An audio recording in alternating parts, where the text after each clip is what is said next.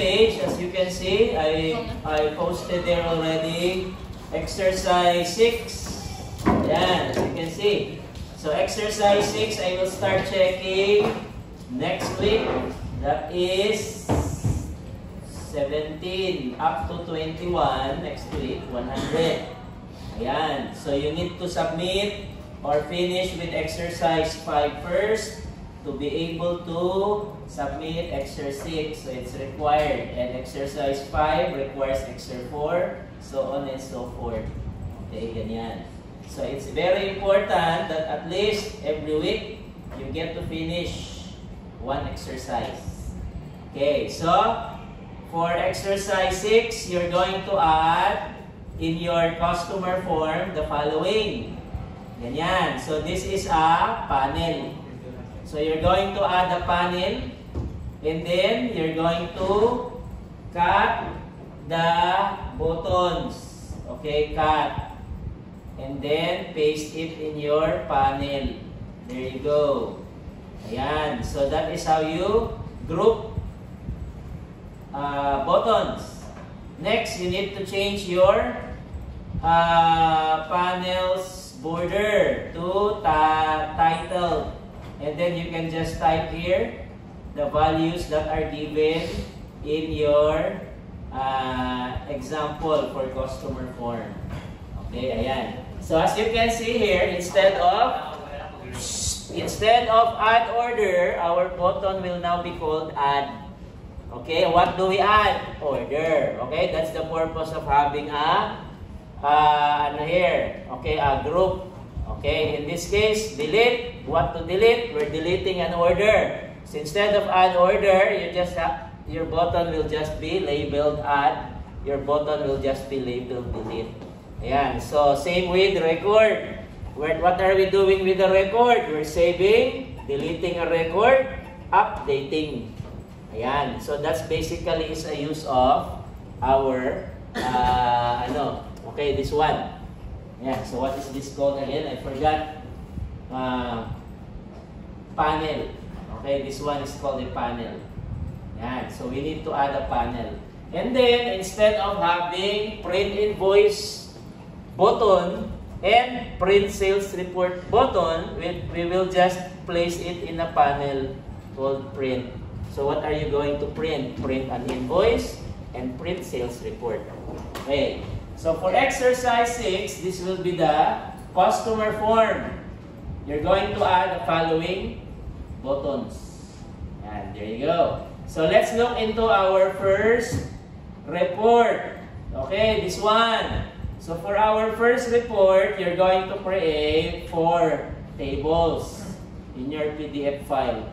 Ayan, so table 1, table 2, table 3, table 4.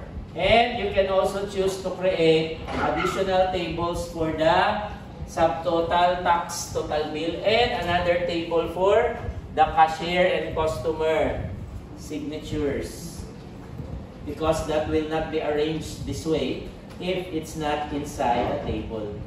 Okay, so for first report, customer invoice, this one will open once you click the button customer invoice. Ito. So after clicking the button customer invoice, this PDF file will open in your browser. Okay? Sa browser yan mag-open. Yan. So, okay. As what I said last meeting, we have your logo. So you're going to use MS Paint. It's up to you what kind of photo you will be editing, as long as there's a picture of your company logo, okay, your business logo. And then you just make up your own company name. This can be your last name, first name. Ayan, at least give a name of your company or business if you want. The address, so you can make up addresses as well because we're just pretending, okay? Email, yes, you can also make up if you want.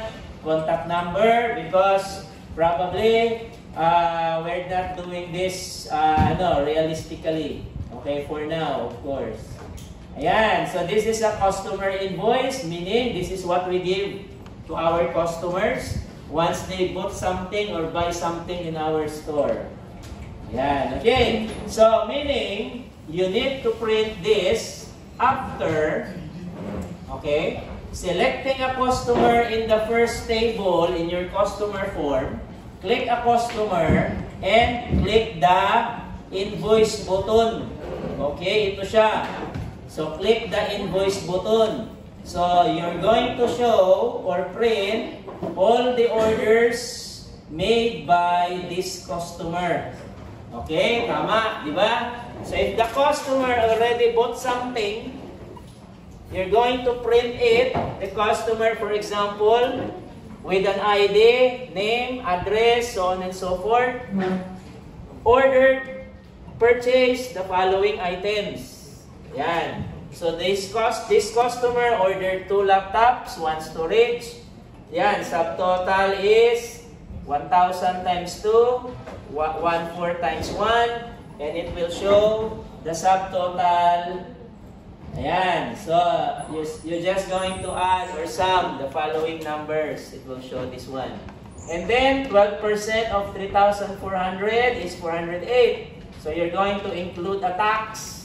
Yan, because having a business will require you to pay taxes. Yan, for every purchase. So 12% of the total, subtotal, 408. So you're going to add that in the total bill. So the customer needs to pay 3,805 plus 12% tax, of course.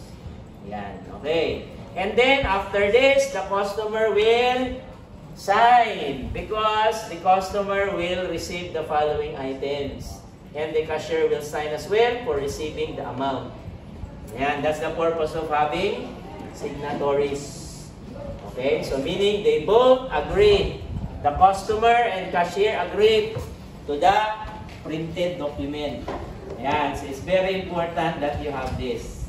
Okay, so for your exercise, you need to format your PDF this way.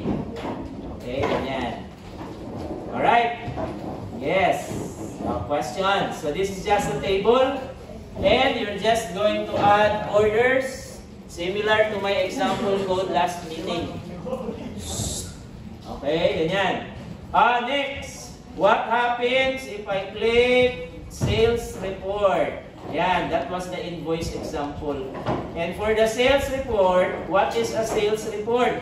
This one. Sales report is a printed output of all the products that's been sold, okay, or bought by the customer. Of course, you're the owner. You need to know, di ba? What are the items? What are the products? This can be monthly sales report, weekly sales report, or daily sales report. In this case, I did not indicate if this is monthly, daily, or yearly or ano ba. So for your program, these are all the values in your second table. So every time I click a customer sa first table, it will show orders sa second. So the sales report is the total. Ibig sabihin lahat. So if customer 1 ordered 3 products, customer 2 ordered 2, so your sales report will be 5. Okay, 5 products that's been ordered by all customers. Okay, all. Ayan. So as you can see, we have those customers. Sino-sino sila? Okay? Because this is the sales report. If you're the business owner, you need to know who are those customers. When? Kailan? I-order ang product. Ayan. The ID of the product, the ID of the customer, what are those products, how many did each customer order, how much, multiply it by quantity, we have the total. Okay, so 1,000 times 2, 1,300 times 1, so on and so forth. And then we have a summary, which is another table. You're just going to total all of this, which does not include tax. So, hindi pa kasama yung tax, ha? Hindi ko na nilagay. So, this is just the total without taxes. Hindi pa kasama. Ayan. So if you are the cashier, you will be the one to sign this printed document. So meaning, as the store owner or manager, this must be the money in the cashier box. Di ba? Sa kahira. So if this is if the amount is less than the total sales, tapal si cashier. Okay? That's the PDF file. So this cannot be cheated. So the cashier cannot edit the PDF file because this is printed by your program, diba? So if your program is the one printing this, the cashier won't be able to edit the values that this program will generate. Ayan. So that must be the exact amount, probably more than, plus tax mo kasi yan, that the cashier will be giving to the store owner. Okay? Ayan. So we have the sales report, 2 PDF file, and customer invoice. So you have 2 PDF file that will automatically open once you click invoice and sales report button. That will be your exercise number 6. Okay? Ganyan. So you need to add as well. Okay, for record and orders. Ayan. Okay, questions? So there will be no reports for products form, no reports for supplier form. The reports needed is only for customer. Ayan. So we have invoice and sales report, 2 PDF files only. Okay, so how will you accomplish this? I will give you an idea. Okay, this one, customer information, comes from the values of the field. Ayan, so once you click a row in this table, those values are the ones needed to create this table. Okay, yan yun. And then, you have orders sa second table. Whatever values will appear here, kung ano yung maglabas dyan, these values will be shown in this table. Okay, so you can choose to create an array. So it's up to you. You can use array to print all of this, or you can just get the values directly to our customer form. Pwedeng dyan lang galing. No need to get array. Okay? Ganyan. Because all of these values comes from an array. You can choose to make an array, another array, or you can just use the orders array and customers array. You can use those arrays to print all of these values. Okay? Ganyan. And for the sales report, this will require you to filter out, okay, all the products with orders. So it's basically the customer and orders. Yeah, not the product. Okay, because these are data coming from your orders, not products. Okay, because some products are not ordered, so you only need to show the ordered products. Yan, that's for the sales report. Ayan. Okay, questions, clarifications for exercise 6. Ayan, so I will start checking exercise 6 next week. So make sure you can finish this to get a grade na 100. Next week, sir? Starting Wednesday. So Wednesday and Friday, so 100 pa rin even if walang pasok sa Monday. So Wednesday, Friday will be for exercise 6. Okay? For, ayan, checking. So starting Wednesday na pala. Walang pasok sa Monday. Okay? Ayan. Questions? Clarifications? And so far? Okay. So, next week, we will continue our lecture. And then, we will have another quiz too sa 28 siguro. So, March 28, that is 2 weeks from now. And then again, your midterm exam will be April 4.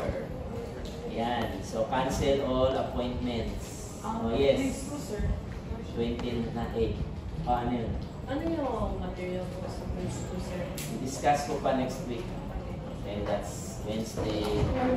Ayan. Okay, so attendance tayo today. Other concerns? Okay, so attendance. Nice. Attendance tayo.